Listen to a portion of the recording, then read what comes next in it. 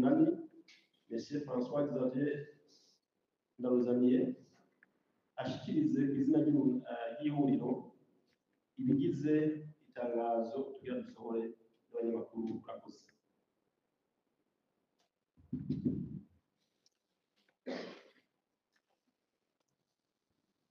Itangazo ry'urunani rw'amashirahamwe ihuriro ryerekeye itangazwa ry'ibiharuro mfatakibanza vyashikirijwe n'umugwi w'igihugu ujejwe amatora seni vyerekeye amatora y'abajenama b'amakomine n'abashingamateka yabaye kw'igenekerezo rya 5 ruheshi uno mwaka w'ibihumbi 2025.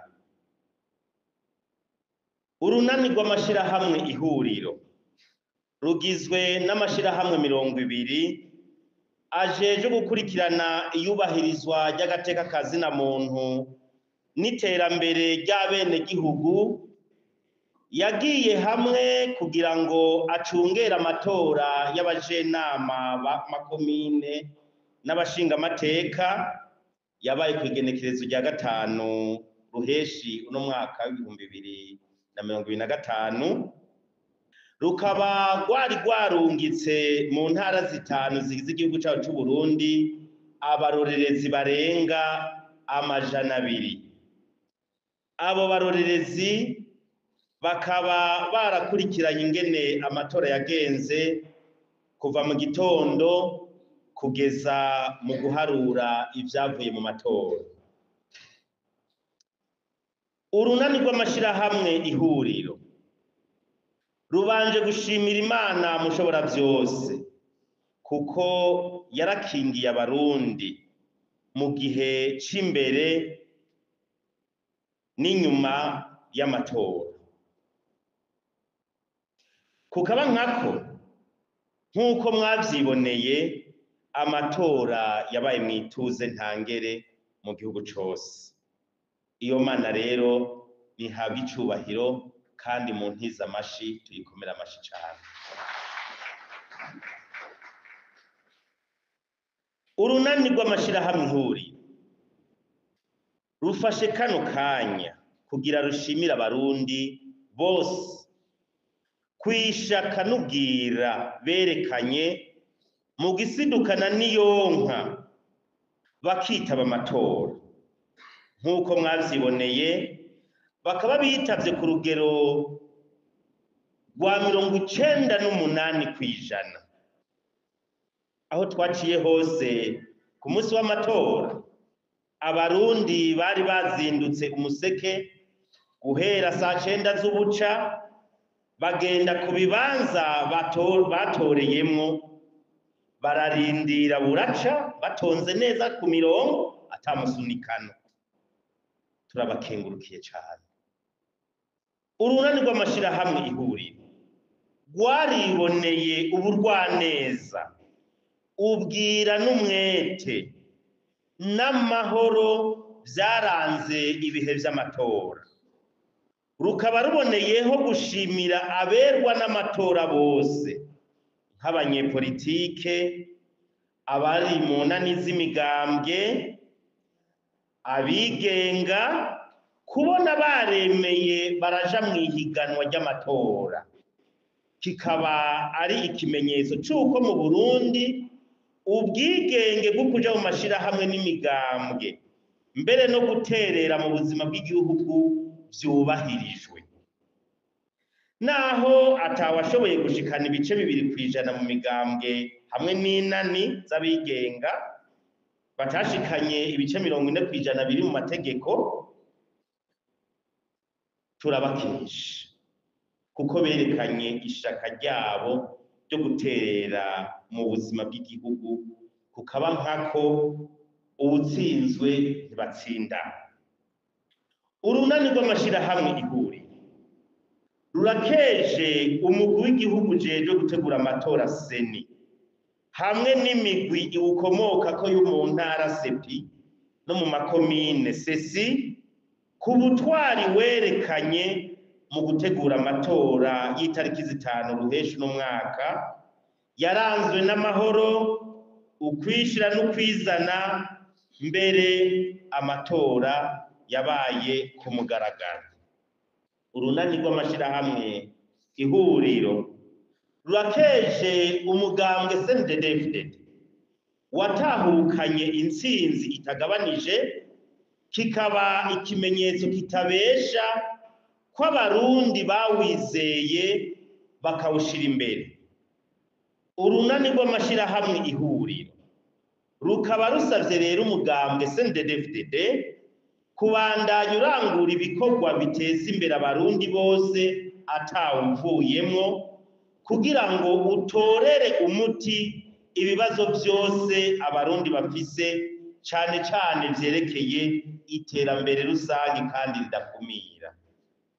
Urunani rw'amashirahamwe ihuriro rurasavye abarundi bose mu butandukane bwabo, haba mu vya politike, mu vy'amadini, mu vy'imico kama, kwemera ivyavuye mu matora, cane cane tubahe ishaka ry'abenegihugu batoye ikiri ku mutima, kukaba nkako nibo benegihugu kandi nibo bafise uburenganzira bwo gufata ingingo y'ingene igihugu cacu kibandanya kirongowe.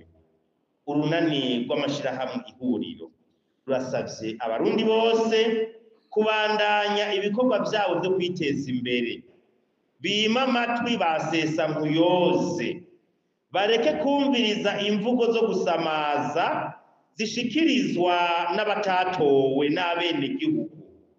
Amatora yaraye arangiye, tubandanye imirimo yacu dutekanye. Bigiriwe i Bujumbura kw'igenekerezo rya 12 Ruheshi mwaka w'2025, abagize urunani rw'amashirahamwe ihuriro Foricone F waserukiwe na Hakizimana Gerard, akaba ariwe n'umukuru wa rino huriro. Capes Plus Hamza Venabulikukiye Ligue Izere Niwihebure.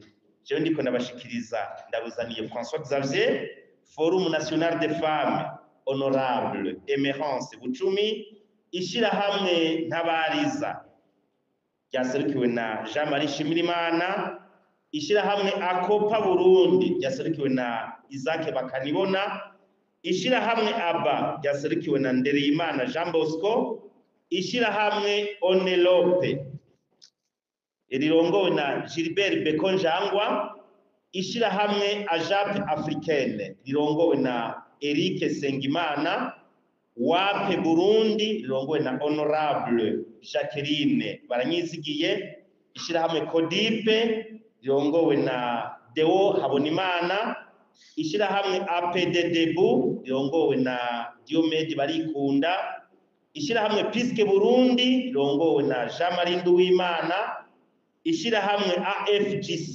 Berintahe yaserukiwe na Maître Edouard Nsengiyumva, ishirahamwe KSPD yabahoze ku rugamba serukiwe na Moise Bukuru, ishirahamwe AETD Burundi riserukiwe na Berize Ndeho Kubwayo, ishirahamwe KTDE Burundi serukiwe na Richard Manirama, ishirahamwe NADE serukiwe na Joseph Manirafasha, ishirahamwe Kazafu serukiwe na Habonimana Tarsis, hamwe na Owadame Burundi serukiwe na Nimbona Nathanael. Murakoze. Mu Gifaransa, déclaration du consortium ihuriro relative à la publication par la CENI des résultats provisoires des élections communales et législatives du 5 juin 2025. Le consortium ihuriro est composé par 20 organisations de la société civile burundaise qui se sont mises ensemble pour l'observation des élections communales et législatives du 5 juin 2025 et a déployé plus de 200 observateurs électoraux dans toutes les 5 provinces du Burundi. Les observateurs du consortium ihuriro étaient déployés dans les lieux de vote depuis le début du scrutin jusqu'au comptage des voix. Le consortium Ihuriro saisit d'emblée cette opportunité pour remercier Dieu le Tout-Puissant pour avoir protégé les Burundais et les Burundaises avant, pendant et après les élections, car, comme plus d'un l'ont constaté, les élections se sont déroulées dans le climat de paix et de sécurité totale. Le consortium Ihuriro voudrait exprimer sa profonde gratitude envers tous les Burundais et Burundaises pour avoir manifesté leur maturité politique en participant massivement au processus électoral, car le taux de participation était de 98%. Partout où nous sommes passés le jour du double scrutin, la population s'était levée très tôt le matin, 3 heures du matin, et s'était alignée paisiblement devant les bureaux de vote. Le consortium Ihuriro a été témoin de la sérénité, du calme et de la paix qui ont caractérisé le processus électoral et saisi cette opportunité pour féliciter tous les partenaires électoraux, notamment les partis politiques, les coalitions des partis politiques et les indépendants, pour avoir pris part à la course électorale, ce qui témoigne que le Burundi respecte le droit d'association et de participation à la vie politique de notre pays. Le consortium Ihuriro exprime ses sincères remerciements à la Commission électorale nationale indépendante CENI et tous ses démembrements CEPI et CECI pour avoir démontré son professionnalisme en organisant les élections libres, apaisées, inclusives et transparentes. Le consortium Ihuriro félicite le parti CNDD-FDD qui a remporté les élections, ce qui témoigne de la confiance que le peuple burundais place dans son parti. Le consortium Ihuriro demande par conséquent au parti vainqueur des élections de continuer son labeur de développer le pays dans tous les secteurs de la vie nationale. Le consortium Ihuriro demande à tous les Burundais, dans leur diversité politique, religieuse et culturelle, à s'approprier les résultats des élections et aux politiques burundais à accepter le verdict des urnes, car le peuple burundais a fait son choix. Il est le seul détenteur souverain du droit de décider comment le Burundi doit être gouverné. Le consortium Ihuriro demande aux Burundais de continuer à vaquer quotidiennement à leurs activités de développement et qu'ils ne prêtent pas oreille attentive aux propos diffamatoires orchestrés par certains insatisfaits visant à semer le doute autour des élections déjà passées. Fait à Bujumbura, le 12 juillet 2025, les membres du consortium Ihuriro, M.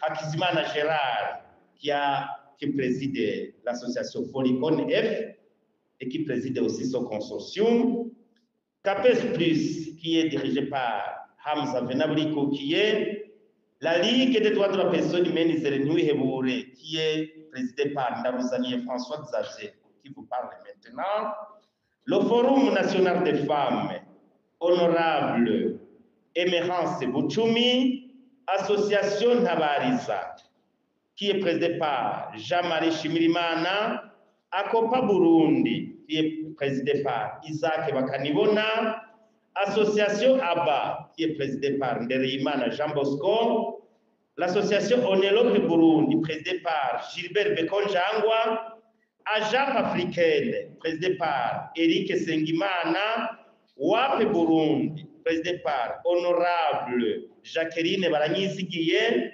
Association CODIP Burundi, qui est présidée par Deo Habonimana, Association APD Debout, présidée par Diomede Barikunda, Piske Burundi, présidée par Jean-Marie Nduwimana, AFJC Berintahe, représenté par Monsieur Edouard, Maître Edouard Sengiyumva, l'association KSPD, présidée par Moïse Bukuru, association AETD Burundi, présidée par Belize Ndihokubwayo, l'association KTD Burundi, présidée par Richard Manirama, NADE, présidée par Joseph Manirafasha, Kazaf, représenté par Habonimana Tarsise, et enfin Owadame Burundi, présidé par Nimbona Nathanaël. Je vous remercie.